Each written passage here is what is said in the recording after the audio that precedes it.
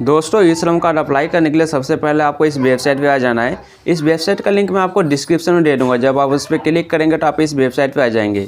फिर इस वेबसाइट पे आने के बाद आपको नीचे करना है और नीचे करने के बाद जो आप यहाँ पे एक ऑप्शन देख रहे हैं लिखा हुआ आ रहा है रजिस्टर ऑन ई श्रम, तो आपको इस पर क्लिक कर देना है। तो जैसे आप उस पर क्लिक करते हैं तो आपके सामने जो एक नया वेब पेज खुल के आ जाता है जहाँ पे लिखा होता है सेल्फ रजिस्ट्रेशन। तो आप यहाँ से जो सेल्फ रजिस्ट्रेशन करना होगा आपको यहाँ पे, तो उसके लिए जो आपको यहाँ पे आधार पे जो भी मोबाइल नंबर लिंक है वो मोबाइल नंबर आपको यहाँ पे डालना है। कोशिश कीजिएगा कि वही मोबाइल नंबर आप यहाँ पे डालें, और अगर वो मोबाइल नंबर नहीं डालना चाहते तो आपको दूसरा मोबाइल नंबर भी डाल सकते हैं। लेकिन जो आपका आधार कार्ड पे वो मोबाइल नंबर डालने के लिए यहाँ पे बोला जा रहा है, प्रीफर किया जा रहा है, तो आप वो डाल सकते हैं, नहीं तो दूसरा भी डाल सकते हैं, कोई मैंडेटरी नहीं है ऐसा। और उसके बाद जो यहाँ पे आपको कैप्चा दिख रहा है, तो कैप्चा में जैसा भी लिखा हुआ है वैसा ही आपको कैप्चा यहाँ पे लिख देना है। सेम जैसे लिखा हुआ है बड़ा बड़ा, छोटा जो छोटा लिखा था छोटा वैसे ही लिख देना है। और अगर आपको कैप्चा समझ नहीं आ रहा तो आपको जो यहाँ पे रिफ्रेश का बटन दिख जाएगा, तो आप इस पर क्लिक कर देंगे तो जो आपका कैप्चा है रिफ्रेश हो जाएगा, दूसरा कैप्चा आ जाएगा। फिर आप वो कैप्चा यहाँ पे डाल देंगे और उसके बाद आप नीचे करेंगे। और नीचे करने के बाद आपके सामने यहाँ पे दो ऑप्शन आता है, जिस पे पहले से नो का टिक होता है। वो ऑप्शन होता है EPFO और ESIC का। तो दोस्तों, अगर आपका बना हुआ है तो आप फिर भी अगर यहाँ पे येस करते हैं तो जो आपका जो श्रम कार्ड है वो नहीं बनेगा।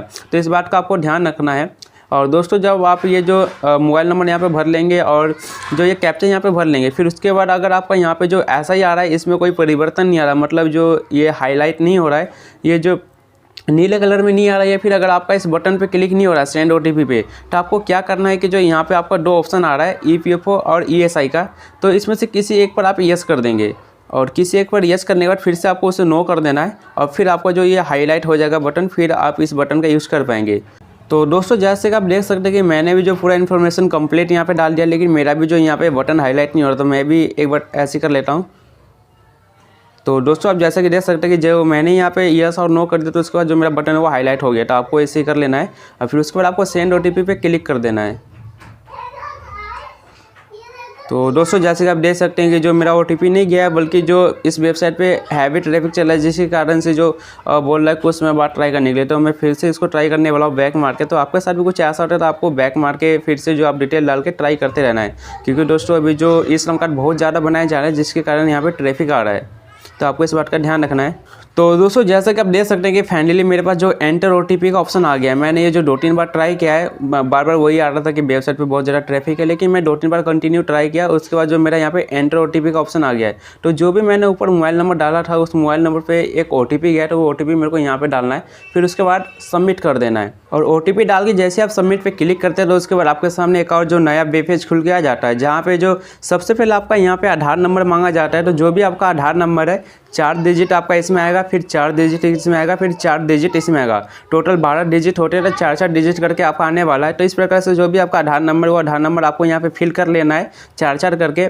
फिर उसके बाद जो आपका यहाँ पे चेक बॉक्स दिख रहा था, आपको इस पर क्लिक कर देना है। तो यहाँ पर राइट का निशान हो जाएगा, और ये जो 3 ऑप्शन है आपको इस पर OTP पे ही रहने देना। अगर आप मोबाइल से कर रहे हैं और स्वयं से कर रहे हैं तो आपको OTP पे ही रहने देना है। और उसके बाद आपको जो यहाँ पे कैप्चा दिख रहा है, तो ये जैसा भी कैप्चा है वो आपको कैप्चा सेम यहीं पे लिख लेना है, और अगर समझ नहीं आ रहा तो जो रिफ्रेश कर लेना है। फिर उसके बाद आपको यहाँ से सबमिट कर देना है। और अगर कोई गलती हो गई तो आप यहाँ से रिसेट भी कर सकते हैं, या फिर जो भी एक गलती है तो आप उस पर क्लिक करके उसे बैक स्पेस से आप बैक करके फिर से आप करेक्शन भी कर सकते हैं। तो दोस्तों, जैसे आप सबमिट पे क्लिक करते हैं तो उसके बाद जो आपका आधार कार्ड पे जो भी मोबाइल नंबर लिंक है, वो मोबाइल नंबर पे एक OTP जाता है। तो जो वो मोबाइल नंबर है, उस मोबाइल नंबर का कुछ आखिरी के डिजिट आपको यहाँ पे देखने को मिल जाएंगे। तो यहाँ से आप पता लगा सकते हैं कि आपका मोबाइल नंबर क्या है, अगर आप भूल गए हैं तो इस पे मोबाइल नंबर पर आपका OTP जाता है। तो वो OTP आपको यहाँ पर डाल देना है, फिर वैलिडेट पे आपको क्लिक कर देना है। तो दोस्तों, जैसे आप आधार कार्ड का OTP यहाँ पे डालते हैं तो उसके बाद जो भी आपका आधार कार्ड का डिटेल होता है वो अपने आप ही पूरा फैच कर लेता है, और फैच करने के बाद जो भी आपकी डिटेल होती है वो पूरा डिटेल अपने आप ही यहाँ पे आ जाती है। तो आपको यहाँ पे पूरा चेक कर लेना, जो भी आपका डिटेल है पूरा आपको यहाँ से चेक कर लेना, जो भी नाम हो, और यहाँ पर आपका फ़ोटो भी आ जाता है। तो पूरा आपको चेक कर लेना है, और चेक करने के बाद जो आपको यहाँ पे continue and enter other details, तो आपको इस पर क्लिक कर देना है। और इस पर क्लिक करने और आपके सामने जो फिर से एक नया ऑप्शन आ जाता है। तो यहाँ पे आपसे जो आपकी पर्सनल इन्फॉर्मेशन है वो मांगी जाती है। तो सबसे पहले जो आपका मोबाइल नंबर यहाँ पे पहले से डाला हुआ आएगा। फिर उसके बाद अगर आप चाहें तो यहाँ से जो इमरजेंसी मोबाइल नंबर डाल सकते हैं, लेकिन ये कोई ज़रूरी नहीं है। अगर आप चाहें तो इसे छोड़ भी सकते हैं। फिर उसके बाद ईमेल आईडी, तो ईमेल आईडी भी अगर आप चाहें तो डाल सकते हैं, लेकिन ये भी कोई ज़रूरी नहीं है, ये आपकी इच्छा के ऊपर है। और ईमेल आईडी डालने के बाद दोस्तों आप यहाँ पे जो मैरिटल स्टेटस आपको यहाँ से सिलेक्ट कर लेना है। तो उसके लिए आप इस पर क्लिक करेंगे और इस पर क्लिक करने के बाद जो भी आपका मैरिटल स्टेटस है वो आप यहाँ से सिलेक्ट कर लेंगे। और फिर उसके बाद आप नीचे कर देंगे और नीचे करने के बाद जो आपका यहाँ पे फादर नेम है तो वो आप अपने यहाँ पे अपने पिताजी का नाम लिख लेंगे। और यहाँ पर अपने फादर का नाम लिखने के बाद उसके बाद जो भी आपका जो सोशल कैटेगरी है तो आप इस पर क्लिक करके जो भी आपका कैटेगरी है वो कैटेगरी आप यहाँ से सिलेक्ट कर लेंगे कि आपका ST है, SC है, OBC या फिर जनरल है, जो भी आप यहाँ से सिलेक्ट कर लेंगे। और जैसे आप सिलेक्ट करेंगे तो उसके बाद जो आपका यहाँ पे एक और ऑप्शन खुल के आ जाता है सर्टिफिकेट अपलोड करने का। तो अगर आप चाहते हैं यहाँ से जाति प्रमाण पत्र अपलोड कर सकते हैं और नहीं चाहते नहीं भी कर सकते, कोई ज़रूरी नहीं है ये। फिर उसके बाद आपको दोस्तों यहाँ पे देखेंगे तो आपका ब्लड ग्रुप का ऑप्शन आ जाता है। तो ये आपके ऊपर डिपेंड करता है, अगर आपको आपका ब्लड ग्रुप पता है तो आप यहाँ से ब्लड ग्रुप सिलेक्ट कर सकते हैं और अगर आपको नहीं पता तो आप इसे खाली छोड़ सकते हैं। और फिर उसके बाद दोस्तों जो यहाँ से आ जाता है डिफरेंटली एबल्ड। तो दोस्तों अगर आपका कोई शारीरिक विकलांगता या फिर किसी प्रकार की कोई विकलांगता है तो आप यहाँ से यस कर देंगे, नहीं तो नो पे क्लिक रहने देंगे। फिर उसके बाद आप नीचे करेंगे और नीचे करने के दोस्तों यहाँ पे जो लास्ट का ऑप्शन आता है नॉमिनी डिटेल्स का, तो यहाँ पे जिसको भी आप नॉमिनी बनाना चाहते हैं उनका नाम आप यहाँ पे लिख देंगे और उनके बाद उनका जो भी डेट ऑफ बर्थ है वो डेट ऑफ बर्थ यहाँ पे लिख देंगे।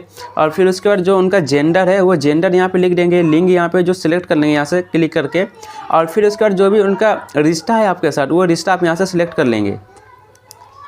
नॉमिनी का डेट ऑफ बर्थ लिखने के लिए जैसे आप उस पर क्लिक करते हैं तो आपके सामने कुछ इस प्रकार का कैलेंडर खुल के आ जाता है। तो यहाँ पे आपको क्या करना है कि सबसे पहले आपको जो ये 2021 लिखा दिख रहा है आपको इस पर क्लिक कर देना है। तो जैसे आप इस पर क्लिक करेंगे तो जो आपके सामने साल खुल के आ जाएगा, तो जो भी आपका साल है नॉमिनी का वो साल सबसे पहले आपको सिलेक्ट कर लेना है। साल पर क्लिक करने के बाद दोस्तों अगर जो नॉमिनी का महीना है वो अगर दिसंबर है तो हम यहाँ से सिलेक्ट कर लेंगे कि दिसंबर में कौन से तारीख को है। और अगर दिसंबर से पहले का महीना है तो उसके लिए आप जो दोस्तों यहाँ पे बटन देख रहे हैं इस पर आप क्लिक कर देंगे तो आप जो पीछे आ जाएंगे। पीछे आने के बाद आप अपनी इच्छा से जो भी मतलब नॉमिनी का महीना है वो महीना आपको यहाँ से सिलेक्ट कर लेना है। और सिलेक्ट करने के बाद जो आप यहाँ से जो भी तारीख है वो तारीख पे आप यहाँ से क्लिक कर देंगे। और तारीख पे क्लिक करने के बाद दोस्तों आप जो यहाँ पे देख सकते हैं सेट का लिखा हुआ है तो आपको इस पर क्लिक कर देना है। तो जैसे आप सेट पे क्लिक करते हैं तो जो भी आपका नॉमिनी का डेट ऑफ बर्थ है यहाँ पे लिखा हुआ आ जाएगा, जैसे कि आप देख सकते हैं। फिर उसके बाद जो नॉमिनी का जेंडर है वो आप जेंडर यहाँ से सिलेक्ट कर लेंगे। जेंडर सिलेक्ट करने के बाद जो भी आपका रिलेशन है उनके साथ वो रिलेशन आप यहाँ से सिलेक्ट कर लेंगे। फिर पूरा इन्फॉर्मेशन भरने के बाद आपको जो यहाँ पे सेव एंड कंटिन्यू का ऑप्शन दिख रहा है आपको इस पर क्लिक कर देना है। तो जैसे आप सेव एंड कंटिन्यू पे क्लिक करते हैं तो उसके बाद जो आपसे रेजिडेंशियल डिटेल्स मांगा जाता है तो यहाँ पे जहाँ पे आप रह रहे हैं जो आपका होम टाउन है वो होम टाउन आपको यहाँ से डाल लेना है। और फिर उसके बाद जो होम टाउन का आपका ज़िला क्या है वो ज़िला आपको यहाँ से सिलेक्ट कर लेना है। फिर उसके बाद अगर कोई स्पेसिफिक आईडी है तो स्पेसिफिक आईडी आपको यहाँ पर डाल देना है, लेकिन ये डालना कोई ज़रूरी नहीं है, आप इसे छोड़ भी सकते हैं। तो उसके बाद आपको जो करेंट एड्रेस डाल लेना है। करेंट एड्रेस में आपको यहाँ पर दो ऑप्शन देखने को मिल जाता है, एक होता है अर्बन, एक होता है रूरल। तो आपको यहाँ से सिलेक्ट कर लेना है कि जो अर्बन में आपका जो गाँव आता है या फिर जहाँ पर अभी आप रह रहे हैं वो अर्बन में या फिर रूरल में है, शहरी क्षेत्र में है या फिर जो देहाती क्षेत्र में, आपको यहाँ से सिलेक्ट कर लेना है। और फिर उसके बाद जो भी आपका हाउस नंबर है जहाँ पर भी आप रह रहे हैं तो वो हाउस नंबर आपको यहाँ पर डाल देना है। फिर जो लोकेलिटी है मतलब आसपास के जो एरिया का नाम है वो एरिया का नाम आपको यहाँ पर डाल देना है। और वो किस स्टेट में है वो राज्य का नाम आपको यहाँ पर सिलेक्ट कर लेना है यहाँ पर क्लिक करके। फिर उसी प्रकार जो भी डिस्ट्रिक्ट है आपका तो वो डिस्ट्रिक्ट आपको यहाँ से सिलेक्ट कर लेना है। फिर उसके बाद जो सब डिस्ट्रिक्ट जिसे हम तहसील भी बोलते हैं तो अगर आप चाहते हैं तहसील में यहाँ से सिलेक्ट करके डाल सकते हैं, नहीं तो आप इसे छोड़ सकते हैं। फिर उसके बाद दोस्तों जो सबसे लास्ट ऑप्शन होता है पिन कोड का, तो जहाँ पर भी आप रह रहे हैं अभी करेंट में तो वहाँ का जो भी पिन कोड है वो पिन कोड आपको यहाँ पर डाल देना है। जैसे आप पिन कोड डाल के ऊपर करते हैं तो आपके सामने जो दूसरा ऑप्शन आता है कि आप उस जो करेंट लोकेशन वहाँ पर आप कितने साल से रह रहे हैं तो वो आपको यहाँ पे सिलेक्ट करना पड़ता है। तो उसके लिए आपको इस पर क्लिक कर देना है। फिर आप जितने भी साल से रह रहे हैं वो साल आपको यहाँ पे सिलेक्ट कर लेना है। जैसे कि आप देख सकते हैं यहाँ पे लिखा रहा है 5 से 10 साल, 10 से 15 साल या 15 से 20 साल, तो इस प्रकार से कुछ लिखाएगा। तो जितने भी साल से आप रह रहे हैं वो आपको यहाँ से सिलेक्ट कर लेना है। और सिलेक्ट करने के बाद जो सबसे लास्ट में आपको सेव एंड कंटिन्यू का बटन दिख जाएगा तो आपको इस पर क्लिक कर देना है। तो जैसे आप इस पर क्लिक करेंगे तो उसके बाद जो आपकी साक्षरता डिटेल मांगी जाएगी कि आपने कहाँ तक पढ़ाई की है या फिर कहाँ तक पढ़ रहे हैं। तो सबसे पहले जो आपको यहाँ पे एजुकेशन क्वालिफिकेशन है वो आपको यहाँ से सिलेक्ट कर लेना है। और ये सिलेक्ट करने के बाद दोस्तों आपके सामने जो एक और ऑप्शन आ जाता है एजुकेशन सर्टिफिकेट का। तो अगर आप चाहते हैं यहाँ से जो आपका एजुकेशन सर्टिफिकेट है वो आप यहाँ से सिलेक्ट कर सकते हैं, नहीं तो आप इसे खाली भी छोड़ सकते हैं। फिर उसका दोस्तों जो दूसरा ऑप्शन आता है मंथली स्लैब का, तो मतलब कि आप जो महीने में कितना कमा लेते हैं तो उसके लिए आपको इस पर सिलेक्ट कर लेना है। और इस पर सिलेक्ट करने के लिए जितने भी आप महीने में कमा लेते हैं वो आपको यहाँ से सिलेक्ट कर लेना है। और ये सिलेक्ट करने के बाद फिर से अगर आपका इनकम सर्टिफिकेट बनना हुआ है तो आप यहाँ से इनकम सर्टिफिकेट अपलोड कर सकते हैं, नहीं तो इसे आप खाली छोड़ सकते हैं। और उसके बाद आपको सेव एंड कंटिन्यू पे क्लिक कर देना है। तो जैसे आप सेव एंड कंटिन्यू पे क्लिक करेंगे तो उसके बाद दोस्तों आप जो आपके ऑक्यूपेशन के बारे में पूछा जा रहा है कि आप क्या कार्य करते हैं, तो आपको यहाँ पे वो डिटेल भर देनी है। तो यहाँ पे जो आप देख सकते हैं हमारा प्राइमरी ऑक्यूपेशन पूछा जा रहा है, उसके बाद जो सेकेंडरी ऑक्यूपेशन यहाँ पे पूछा जा रहा है। तो दोस्तों जो सेकेंडरी ऑक्यूपेशन ये मैंडेटरी नहीं है, आप चाहते ये इसे खाली भी छोड़ सकते हैं। और यहाँ पर जो ऑक्यूपेशन का सर्टिफिकेट पूछा जा रहा है तो आप इसे भी खाली छोड़ सकते हैं। इसमें जो डॉक्यूमेंट है वो अपलोड करना ज़रूरी नहीं है, इसके बिना भी जो आपका ई श्रम कार्ड बन जाएगा। तो आपको चिंता करने की ज़रूरत नहीं है, बस आपको ये वाला और ये फिल कर देना है। तो सबसे पहले हमारा जो प्राइमरी ऑक्यूपेशन है कि हम क्या मूल कार्य करते हैं तो वो डाल लेते हैं यहाँ से।